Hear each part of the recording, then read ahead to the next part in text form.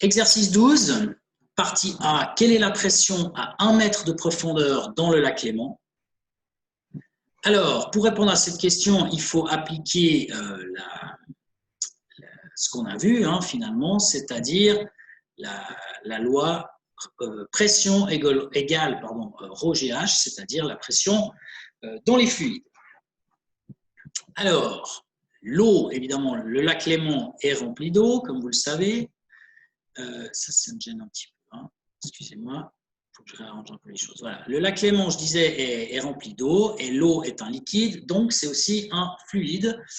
Alors, du coup, il faut appliquer la loi de la pression dans les fluides, c'est-à-dire ρGH.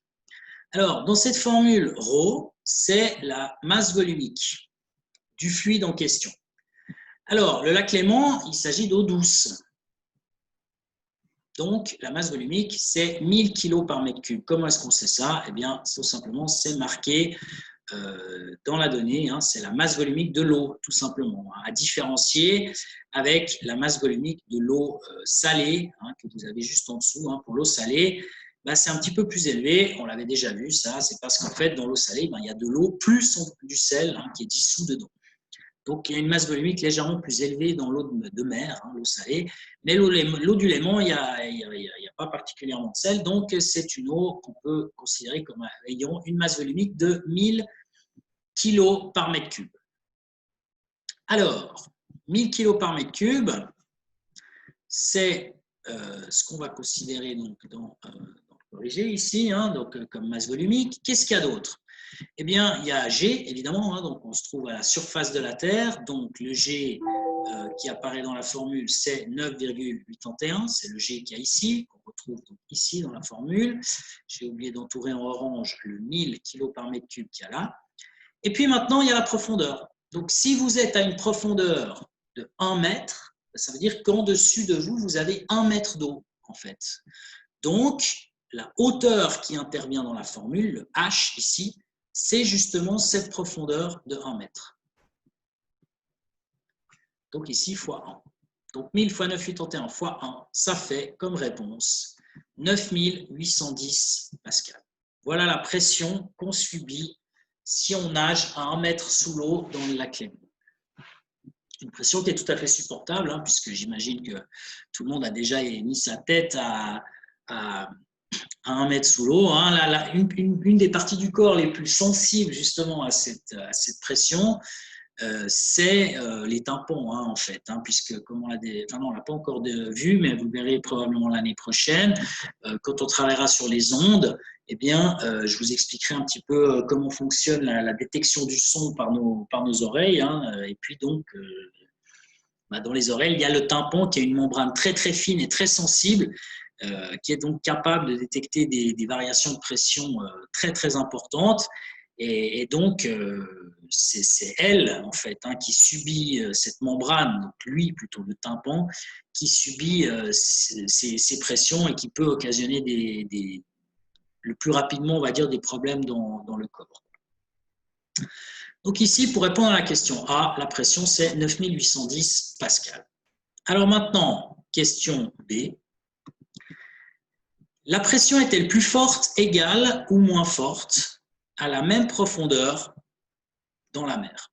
Alors, on peut répondre à cette question en faisant des calculs, puis on peut aussi répondre sans faire des calculs. Alors, le calcul va être le même, c'est-à-dire qu'on va faire aussi P égale ρ fois G fois H. Et comme c'est marqué qu'on est à la même profondeur, le H sera le même. La mer, c'est aussi à la surface de la Terre, donc le G sera le même. La seule chose qui va changer, c'est en fait la masse volumique, ρ. Si vous êtes dans la mer, l'eau elle est salée. Donc, il y a une masse volumique un peu plus grande. 1050, vous voyez. Donc, si la masse volumique est plus grande, la pression, elle va être plus grande aussi. Donc, la réponse, c'est la pression, elle va être plus forte, en fait, dans la mer, à la même profondeur. Plus forte de combien? Faisons le calcul. Il y a peut-être des gens qui préfèrent faire les calculs. Alors, pour faire le calcul, eh bien, on applique exactement la même formule, c'est-à-dire P égale ρGH, celle qu'on a utilisée tout à l'heure, P égale ρGH. On prend donc la même profondeur, c'est-à-dire H égale 1 mètre, H égale 1 mètre. On est toujours, comme je disais, à la surface de la Terre, donc G égale 9,81, ça ne change pas. Mais par contre, ce qui change, c'est la masse volumique. La masse volumique, l'eau salée, c'est un peu plus grand, c'est 1050. Donc, le ρ dans la formule, on doit prendre 1050. Contrairement à avant, on avait pris 1000. Alors, donc, si vous faites ce calcul, eh bien, vous trouvez une réponse qui est de 10 300,5. Bon, le virgule 5, on s'en fout un petit peu, 10 300 pascal, qui est donc un peu plus grand que ce qu'on avait trouvé tout à l'heure, 9810. Pas beaucoup plus grand, mais c'est un peu plus grand. Alors, ensuite, la troisième question. Alors, pour la troisième question, eh bien, mais pourquoi? Pourquoi? Mais pourquoi? Pardon, hop.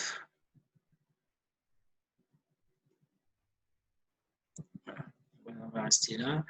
C'est quelle heure? 13h56. Bon, alors pour la troisième question, je vous propose une petite chose.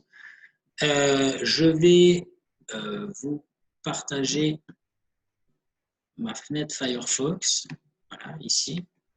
Et puis, donc tout à l'heure, j'ai cherché Louis XIV, et puis donc maintenant, je vais taper Fosse des Mariannes.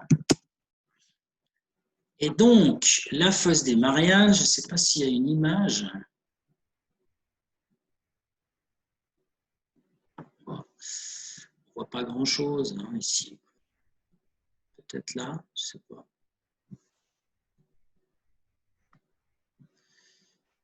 Je crois qu'il m'ouvre Wikipédia, en fait. Bon, alors on ne voit pas grand-chose.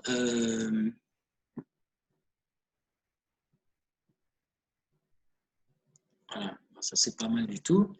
Donc déjà, où est-ce que ça se trouve? Alors, je ne sais pas si vous êtes au clair avec votre géographie, mais disons que là, vous avez le nord de l'Australie, ici. Là, vous avez grosso modo l'Indonésie qui s'étend encore par ici, tout ça. Là, il y a les Philippines. Là, il y a le bas de la Chine. Là, le sud de la Chine. Il y a encore plus au sud par ici. Et puis là, on reconnaît le Japon, ici. Alors, le point, la fosse des Mariannes, c'est une fosse, c'est comme une vallée, en fait. Imaginez, vous êtes déjà allé en Valais, j'imagine. Vous êtes, donc le Valais, si vous regardez la plaine du Rhône, vous avez des montagnes ici. Et là, vous avez le Rhône qui circule. Et puis, vous avez des montagnes de l'autre côté. Oups, pardon. C'est pas terrible. Voilà, donc des montagnes de l'autre côté, comme je disais. Tac. Et puis, il y a le Rhône au milieu.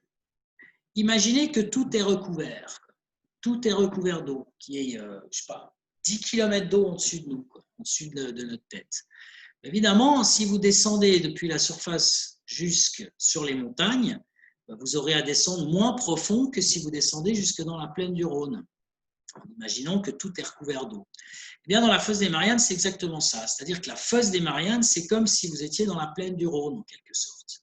C'est un endroit, je ne sais pas exactement où c'est, mais c'est par ici, là, d'après ce qu'ils disent. Et puis, l'endroit le plus profond qui a été mesuré, c'est un point à la surface de la Terre, un lieu qu'on appelle Challenger Deep. Challenger, je crois que ça vient du nom de l'expédition qui a été là-bas pour la première fois. Et puis Deep, ça veut dire profond, en fait. Donc, c'est un point qui est ici, donc c'est dans l'océan Pacifique, un peu entre l'Indonésie, le Japon, l'Australie, grosso modo. Et cette profondeur, c'est de l'ordre de 11 km de profondeur. Donc c'est énorme en fait comme profondeur. Je vous ferai un petit exposé probablement la prochaine fois sur ça. Là je n'ai pas le temps. Je vous présenterai ce que c'est que l'expédition qui a permis d'aller dans la fosse des Mariannes. Je ferai ça jeudi prochain puisque c'est quand même Auguste Piccard qui est impliqué en fait dans cette expédition. Donc comme on est au gymnase Auguste Piccard, je vous parlerai de ça la prochaine fois. Alors, je reviens donc à mes moutons, c'est-à-dire à mon corrigé. Donc, en bas de la fosse des Mariannes, la pression, elle est énorme. On peut s'y attendre parce qu'en fait, il y a 11 km d'eau en dessus au-dessus du fond de la fosse. Hein. Donc, ça veut dire que la hauteur d'eau, c'est 11 km, donc c'est 11 000 mètres. Donc, si on veut calculer la pression de l'eau à cet endroit-là, eh bien, on applique toujours la même formule, P égale rho GH. La masse volumique à prendre en compte, évidemment, c'est dans l'océan Pacifique, donc c'est de l'eau salée, c'est 1050, comme dans la mer. Ensuite, le G, c'est toujours à la surface de la Terre, donc on peut prendre 981. Et puis donc la hauteur qui intervient, cette hauteur, c'est les fameux 11 km, donc 11 000 mètres. Et donc si vous faites le calcul, 1050 fois 981 fois 11 000 mètres, vous allez trouver une pression qui est très très élevée, 1,133 fois 10 puissance 8 pascal. Ça veut dire en fait 1,133 fois 10 puissance 8, ça fait 113,3 fois 10 puissance 6 pascal. En d'autres termes, 113 millions de pascal. Donc c'est vraiment très très très fort, une très très grosse pression. D'ailleurs, comme vous le verrez quand je vous présenterai l'expédition qui a permis d'aller là-bas au fond, évidemment, un être humain ne peut pas y aller. Il faut des... Enfin, il y a des êtres humains qui y sont allés, mais dans des machines, des espèces de sous-marins prévus pour explorer les très grandes profondeurs. Mais y aller à la nage, évidemment, c'est hors de question, même avec des bouteilles d'oxygène, on est bien d'accord. Donc, c'est très, très, très, très, très profond. Et donc, il y a une très, très, très, très grande pression qui est exercée à cet endroit.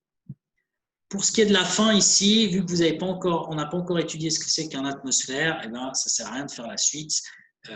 Je ferai ça dès que je vous aurai présenté ce que c'est qu'un atmosphère.